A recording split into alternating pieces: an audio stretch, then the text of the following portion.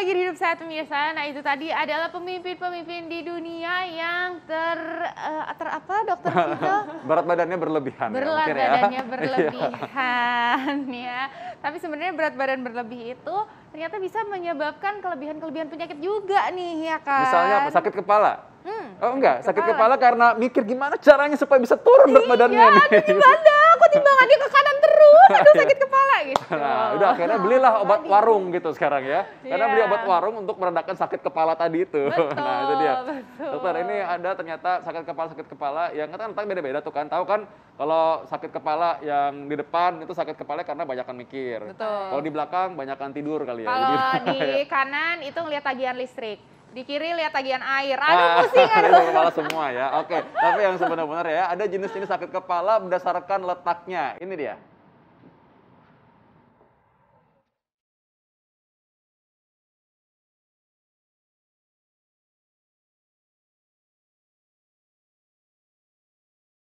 Nyeri disertai pusing hingga nyut-nyutan adalah gejala sakit kepala yang umum dirasakan siapapun. Sakit kepala pun ada beberapa jenis yang disebabkan oleh faktor berbeda dengan penanganan yang berbeda pula.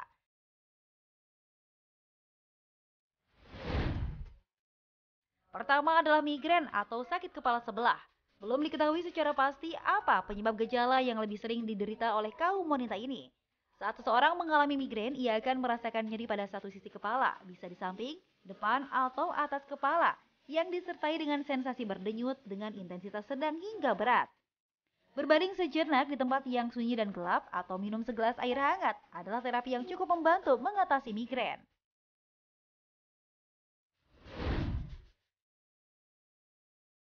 Berikutnya adalah sakit kepala akibat tegang. Ini umumnya dirasakan pada orang yang aktif bekerja.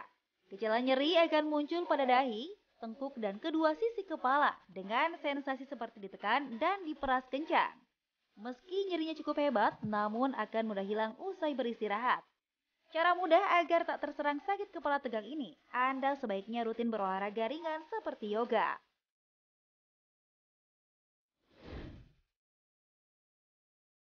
Jenis ketiga adalah sakit kepala klaster.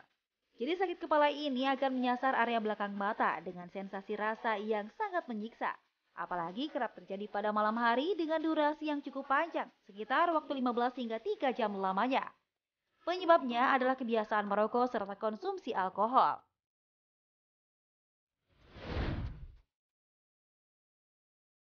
Ada pula sakit kepala sinus yang letaknya terjadi pada area sekitar mata, pipi, hidung, dan dahi atau bagian gigi atas yang diakibatkan adanya peradangan pada sinus akibat alergi atau infeksi. Sakit kepala sinus pun biasanya dibarengi dengan gejala lain seperti hidung tersumbat, lendir berubah warna, pembengkakan pada wajah, serta demam.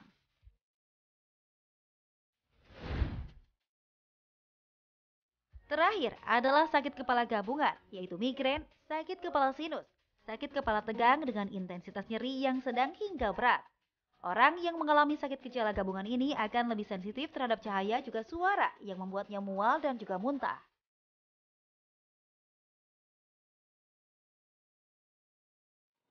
Itu dia sakit-sakit kepala ya. Jadi contoh misalkan kalau ada karena sinusitis atau radang pada sinus, minum obat sakit kepala meredakan saja, tapi tidak menyembuhkan infeksinya. Tentu harus pakai antibiotik juga. Atau kalau orang misalkan sakitnya di kepala belakang misalkan karena misalkan seorang salah tidur atau mungkin karena ketegangan, maka mungkin saja justru obat sakit kepala tidak terlalu pengaruh, tapi bisa dengan menggunakan fisioterapi dengan masase. Nah, tapi ini katanya nih ya, jika mengkonsumsi obat warung terlalu sering, ini dapat menyebabkan kerusakan liver atau hati. Ini fakta atau mitos? Fakta.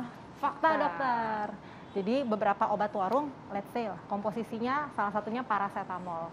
Paracetamol tuh ada dosis maksimal, dok, dan itu tertera di kemasan. Aturan pakainya juga tertera. Misalnya sehari konsumsi maksimum untuk dewasa ya, dok, tidak lebih dari, untuk yang 500 mg misalnya tidak lebih dari 5 tablet. Nah, kalau kita mengkonsumsi secara terus-menerus dengan dosis berlebih, apalagi orang tersebut punya riwayat, misalnya mengkonsumsi alkohol, riwayat gangguan fungsi liver, tentunya akan memperbesar kemungkinan orang tersebut menderita gangguan fungsi liver yang lebih berat lagi atau kerusakan organ liver. Jadi fakta, kalau mengkonsumsi obat warung atau obat bebas secara tidak bijak, terus-menerus, dosisnya juga tidak sesuai dengan aturan pakai, resikonya salah satunya adalah tadi kerusakan fungsi organ yang sebenarnya bukan hanya liver, tetapi juga organ lain termasuk ginjal. Dok, mungkin bisa dijabarkan lagi nih ke masyarakat nih pemirsa di rumah. Sebenarnya risiko-risiko apa sih yang bisa terjadi apabila nih kita mengkonsumsi obat warung itu tidak sesuai dengan aturan pakai gitu?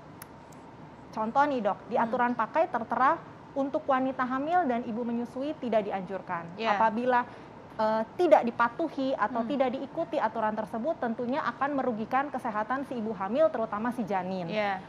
Lalu misalnya aturan pakainya tidak diikuti, seperti tadi aturan pakai sudah jelas berapa kali sehari, dosisnya untuk anak-anak seperti apa, tidak diikuti, apalagi diterusin nih secara terus-menerus jangka panjang dengan dosis yang tidak sesuai aturan pakai.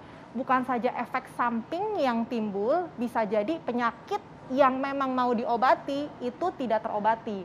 Gejalanya mungkin hilang, tapi seperti yang tadi dokter bilang, penyakit utamanya yang menjadi sumber atau penyebab dari keluhan tersebut itu tidak terobati dan tidak teratasi dan tersamar, jadinya nanti malah menjadi semakin buruk kondisinya. Yes, kalau betul. semakin cepat diatasi, semakin cepat diketahui, tentunya prognosa atau kemungkinan sembuh akan jauh lebih cepat. Oke, baik. Nah, terakhir nih dokter, mungkin tips nih untuk para pemirsa di rumah supaya kita bisa mengkonsumsi obat warung nih ya, kita dapetin manfaatnya tapi kita nggak ketagihan atau kita nggak mendapatkan efek sampingnya. Silakan dokter. Pertama, pilih obat warung yang memang sudah jelas merek dagangnya dan Yes. ber-BP POM. Yes. Lalu lihat expired date-nya. Jangan sampai minum obat warung atau obat bebas terbatas yang nggak kelihatan tanggal expired date-nya. Jadi main diminum aja tahu-taunya udah expired. Ya. Ketiga, yang terpenting dari yang tadi kita sebutkan, baca aturan pakai. Betul. Apa yang boleh dan apa yang tidak boleh. Siapa yang boleh mengkonsumsi dan siapa yang tidak boleh itu harus benar-benar dipatuhi. Ya. Setelah 2 hari tidak membaik, stop. Konsultasi ke dokter yang ada di fasilitas kesehatan. Nah itu dia, pokoknya jangan mengobati diri sendiri ya, jangan main dokter sendiri pokoknya, karena itu sekarang konsultasikan pada yang ahli saja. Betul sekali. Nah, dan juga jangan lupa selalu update informasi kesehatan Anda hanya di Hidup Sehat tiap hari Senin sampai Jumat jam 9 pagi sampai jam 10 pagi hanya di TV One. Saya Dr. Renita Arlin. Saya Dr. Fito Damai, Indonesia, hidup sehat. Bye-bye.